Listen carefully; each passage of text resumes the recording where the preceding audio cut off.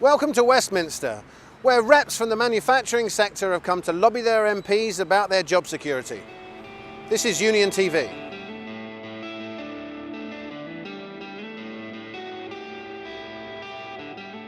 In this episode, we'll be looking back at the Labour Party conference and Unite's March with a Message for Labour. We'll be seeing an initiative run by Unite members who work in mental health services who've teamed up with the David Beckham Academy to highlight the plight of people who suffer from mental illness. Unite's campaign for recognition at Kettle Crisps gets a boost from Facebook. Literally thousands of people have signed up. It's got a lot of prominence, a lot of stories been written. And Graham Goddard will be explaining how Unite intends to nurture the next generation of shop stewards. It's got to be better. Young people mixing with young people rather than somebody at my age going out there and sending the message. At the end of September, thousands of Unite members poured into Bournemouth with a message for Labour. We want jobs and pension security, affordable housing and a free and public NHS.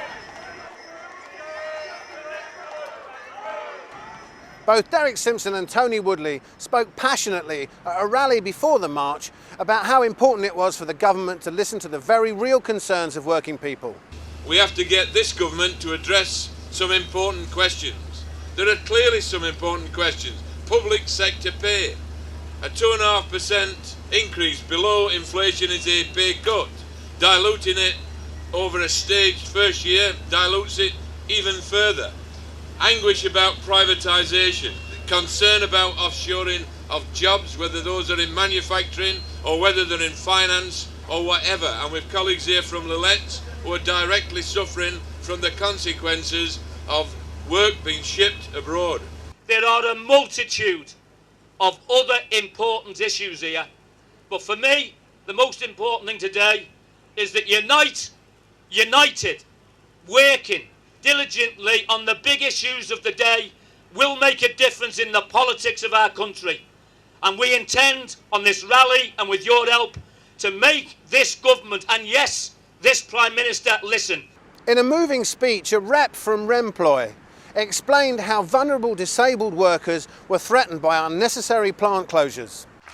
For the last 4 weeks, I've been on a Remploy Crusade bus, travelling all around the country, telling factories and public meetings about our campaign and to save our factories. When I was asked to go on the crusade, I knew I had to go, as I felt so strongly about the injustice that Remploy Board and the government is putting on the disabled workers. When we visit some of the factories, we were told some of their experiences when they were placed in mainstream employment. One lady in Scotland who has impaired hearing and speech said she worked in a supermarket and was bullied all the time. One day she went in to walk in a walk-in freezer, only to have the door closed on her by an employee.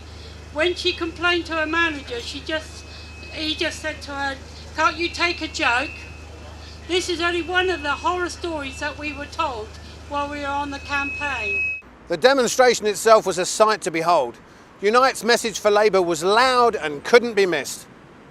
United will never be defeated! United will never be defeated! United will never be defeated! United will never be defeated! Now, I asked Joint General Secretary Derek Simpson if he thought the event had been a success and whether the government would actually have listened. Well, the turnout was marvellous, I think, for that distance for many people. But if you go back to 2003, when Amicus had a similar demonstration, we actually launched Amicus. And if you think all that's happened between then and now and the difference that beginning made, you can understand the importance I placed on the demonstration this year, where we actually launched Unite. And I think that turnout will again give us the platform to build some indications already that government is listening. We've done something on health, we've done something about manufacturing, we are making progress, house building is on the agenda. There's much to do. Nobody would pretend differently that there's much to do, but it's the sort of beginning that our dedicated activists gave us in 2003, now in 2007, that will carry us forward, I know, to those issues that are important to all our members. If you were on the demonstration, you might be interested to see a gallery of photographs on our website. See if you can spot yourself. Social networking sites on the internet are big news at the moment. Unite's got a group on Facebook. No idea what I'm talking about? Neither have I, really. So I've got Ashraf Chowdhury back in the office to explain. Thanks, Richard. Well, Facebook is basically a free social networking website which connects people to family, friends and colleagues. It also allows you to send messages and even share photos and videos. What started as a university project in 2004 now has over 35 million members globally. Joining Facebook is free and all you need is a valid email address. And once you're a member, you can join groups like Unite, so you are kept up to date with all our latest news on our campaigns and events. Email alerts will be sent to you so you never miss a thing. Unite also has a student group which is regularly updated with information on our student campaigns and how to get involved. If you're already a member of Facebook, just type in Unite to find us, so you'll always be in the know. Back to you, Richard. Well, thanks, Ash. That's as clear as mud. A group of activists made use of Facebook to highlight Unite's recognition campaign at Kettle Crisps. The company's using an American union-busting legal firm to oppose this. The issue caused a flurry of activity in the national press. Local MPs and MEPs got involved in the debate too. Steve Hart is the Regional Secretary for Unite in the London and Eastern region. I spoke to him earlier to get the background.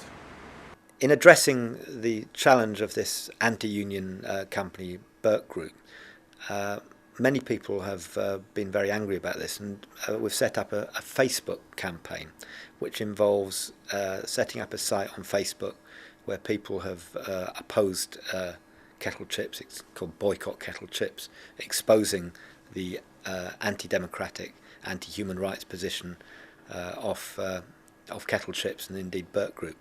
And this has had a great deal of support. There's literally thousands of people have signed up on Facebook. It's got a lot of prominence, a lot of stories been written in The Guardian and other papers about this campaign. And it's brought to prominence in a way that in other means we wouldn't have been able to do so, the issue of Kettle Chips. It's also caused a great deal of concern to Kettle Chips. Since this has happened and the Facebook site has been set up, they've engaged some top PR consultants, and there's clear evidence on the Facebook site of Kettle Chip consultants trying to enter the debate and to try and justify their wrong positions. It's a very, very important new way for trade unions to fight, to get leverage against companies. Unite members working in mental health services have teamed up with the David Beckham Academy to show how people with mental illness suffer and to show the importance of the work that they do. Jodie Whitehill went down to the academy, which is near the Dome in London, for a game of headers and volleys. I'm at the David Beckham Academy in London, where Unite reps have organised a five-a-side football tournament to mark World Mental Health Day. Unite reps working in mental health services and some of the service users make up the teams. We've got 28 teams from across the country taking part in the Unite-sponsored event. I'm joined now by Darren Clay, one of Unite's reps and also one of the organisers of today's event. Darren, why have you brought mental health service users here to the David Beckham Academy today? We've been very lucky with Unite that they've given us the opportunity by funding this fantastic opportunity. I'm a very keen sportsman and football is really a real passion of mine. Talking to the service users that I work with, I've also discovered that they're very keen on football. I approached Unite and asked them if they would be able to fund the event for me, and I also linked with Anthony here at the David Beckham Football Academy. So we were then able to offer them this fantastic opportunity